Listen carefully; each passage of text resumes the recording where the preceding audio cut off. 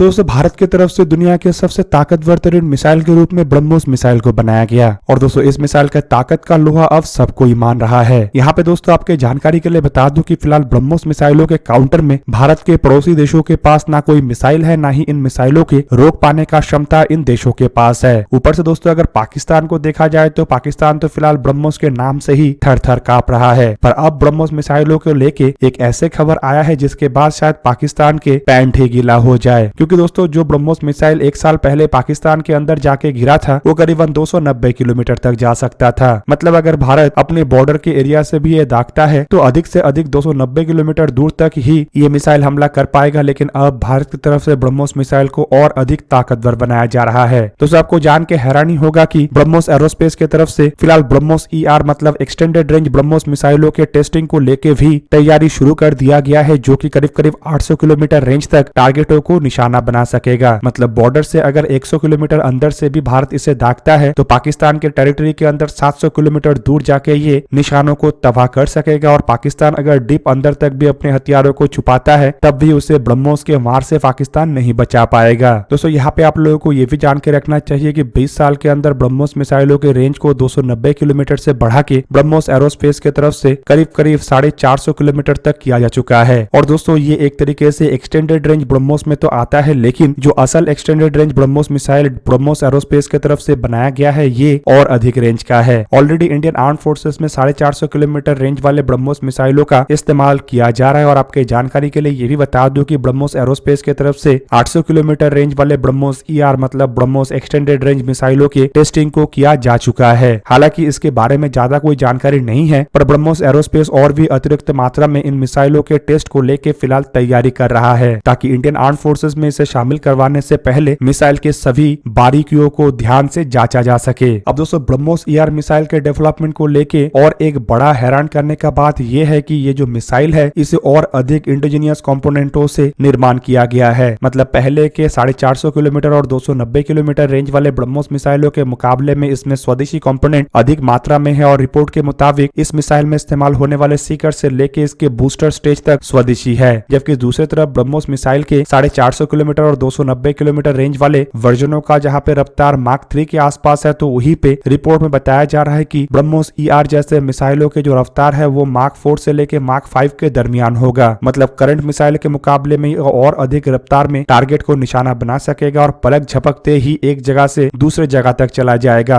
अब दोस्तों ब्रह्मोस मिसाइलों के असल में रेंज को बढ़ाने के लिए इसके रफ्तार को बढ़ाया गया है और रेंज के साथ साथ बढ़ा हुआ रफ्तार इन मिसाइलों को और घातक बनाएगा। और दोस्तों इससे भी बड़ा बात यह है कि ब्रह्मोस ER मिसाइलों को असल में करंट ब्रह्मोस मिसाइलों को अपग्रेड करके ही बनाया जा सकेगा। मतलब इंडियन आर्म फोर्सेस में जितने भी ब्रह्मोस मिसाइल है उसे आसानी से ब्रह्मोस ER मिसाइल में कन्वर्ट किया जा सकेगा। नेवी में इस्तेमाल होने वाले कोस्टल बैटरी से लेके नेवी के जहाज में इस्तेमाल होने वाले शिप लॉन्च एंटी शिप और लैंड अटैक क्रूज मिसाइलों को भी एक्सटेंडेड रेंज और एक्सटेंडेड रफ्तार वाले मिसाइलों में कन्वर्ट किया जा सकेगा। और दोस्तों इस तरीके की जो खबर है ये अब भारत के पड़ोसी देशों के बीच में हलचल और बढ़ाने जा रहा है, क्योंकि ऑलरेडी ब्रह्मोस मिसाइल का एक तांडव पाकिस्तान देख चुका है। और आपके जानकारी के लिए यहाँ पे बता दूं कि उस सदमे से पाकिस्तान अब तक उभर के नहीं आया है और एक साल के बाद भी पाकिस्तान की तरफ से उस घटना को लेके हल्ला मचाया जा रहा है। जबकि दूसरी तरफ चाइना भारत के जिस मिसाइल से सबसे अधिक डरता है वो है ब्रह्मोस मिसाइल, क्योंकि चाइना के पास ना इसका तोड़ है और ना ही इसके बराबर का कोई मिसाइल है। हालांकि चाइना की तरफ से दावा तो किया जाता है कि चाइना हाइपरसोनिक मिसाइलों का डेवलपमेंट कर रहा है, लेकिन शायद चाइना के हाइपरसोनिक मिसाइल भी भारत के ब्रह्मोस मिसाइल को काउंटर ना कर सके। दूसरी तरफ दोस्तों चाइना के माल का भरोसा नहीं होता है और इसीलिए हाइपरसोनिक मिसाइल के नाम पे जो मिसाइल चाइना लाएगा वो कैसे काम करेगा इसका भी कोई गारंटी नहीं है। अब दोस्तों ब्रह्मोस मिसाइलों के रेंज और रफ्तार बढ़ने के अलावा भी भारत के लिए ब्रह्मोस मिसाइल को लेके और एक बड़ा खुशखबरी है, और ये खबर है ब्रह्मोस मिसाइल का संभावित और एक एक्सपोर्ट ऑर्डर। यहाँ पे आप लोगों के जानकारी के लिए बता दूं कि फिलहाल ब्रह्मोस एरोस्पेस की तरफ से ये भी जानकारी दिया गया है कि नेवी के द्वारा करीबन 200 ब्रह्मोस मिसाइलों को $2.5 बिलियन की लागत से खरीदा जा सकता है। जबकि दूसरी तरफ अब ये भी खबर आ रहा है कि फिलीपीन नेवी की तरफ से भी ब्रह्मोस मिसाइलों को खरीदने का एक इरादा बनाया जा रहा है, ताकि फिलीपीन नेवी साउथ कोरिया से जो फ्रिगेटों को खरीदा है उसमें इन मिसाइलों को लगा सके।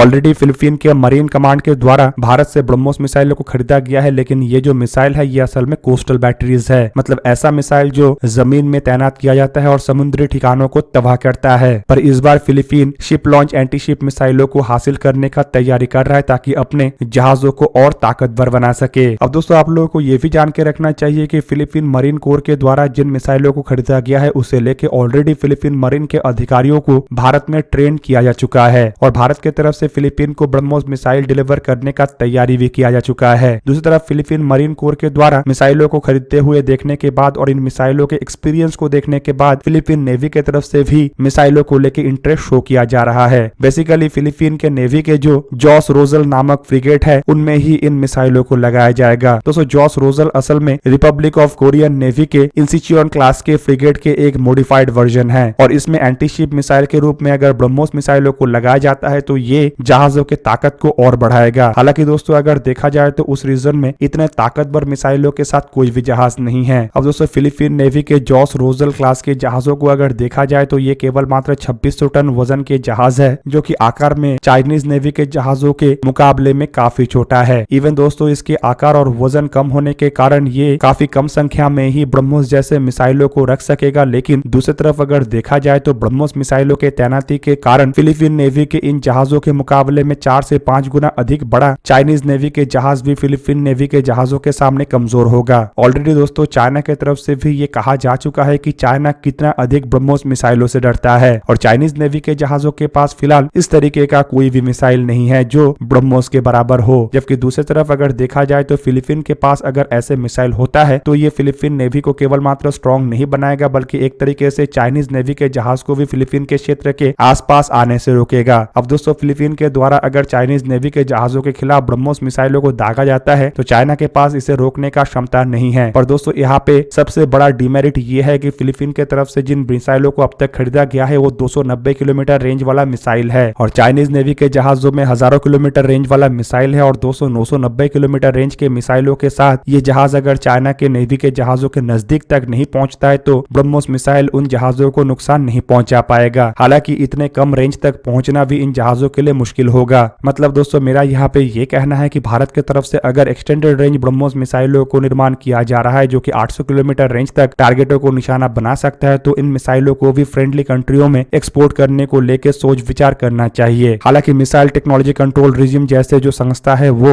इसके बीच में सबसे बड़ा बाधा है, लेकिन इस बाधा से भी उभर के आगे कैसे बढ़ा जाए इसे लेके भारत की तरफ से कुछ बंदोबस्त अवश्य करना चाहिए ताकि फिलीपीन जैसे कई और देश जो साउथ चाइना सी के अंदर है और चाइना के दादागिरी से परेशान है वो अपने आप को सिक्योर करने के साथ साथ चाइना के दादागिरी को भी दबा सके। दूसरी तरफ दोस्तों फिलीपीन की तरफ से इन मिसाइलों को खरीदने के बाद और अगर अतिरिक्त परिमाण में मिसाइलों को खरीदा जाता है तो ये भारत के लिए और एक तरीके से बेहतरीन होगा क्योंकि इससे उस रीजन में स्थित और भी देश भारत के ब्रह्मोस मिसाइलों को लेके और अधिक इंटरेस्टेड होगा। ऑलरेडी बताया जा रहा है कि इंडोनेशिया और वियतनाम जैसे देशों के तरफ से भारत के ब्रह्मोस मिसाइलों को लेके इंटरेस्ट दिखाया जा रहा है। जबकि मेरा मानना तो ये है कि उस रीजन में जो देश चाइना के साथ डिस्प्यूट रखता है और भारत के साथ काफी बेहतरीन रिश्ता रखता है उन सभी देशों को भारत की तरफ से ब्रह्मोस मिसाइलों को एक्सपोर्ट अवश्य करना चाहिए। जबकि खाली इतना नहीं बल्कि भारत को दक्षिण अमेरिकी देशों से शुरू करके अफ्रीकी इवन मिडिल ईस्ट के देशों को तक ब्रह्मोस मिसाइलों को एक्सपोर्ट करना चाहिए और एक्सपोर्ट के साथ साथ ये भी इंश्योर रखना चाहिए कि उन देशों से इन मिसाइलों के टेक्नोलॉजी किसी और कंट्री तक ना पहुंचे या फिर चाइना वहां से ब्रह्मोस मिसाइलों के टेक्नोलॉजी को चुरा ना सके। तो दोस्तों आप लोगों को क्या लगता है कि 800 किलोमीटर रेंज वाले मिसाइल भारत के लिए कितना उपयोगी होगा और कैसे ये चाइना को और पाकिस्तान को उसके औकात में रख सकेगा? कमेंट करके अवश्य बताइए। दोस्तों आज का वीडियो यही पे ही करते हैं समाप्त। किसी और एक दिन किसी और एक वीडियो में मिलेंगे, तब तक के लिए जय हिंद, वंदे मातरम।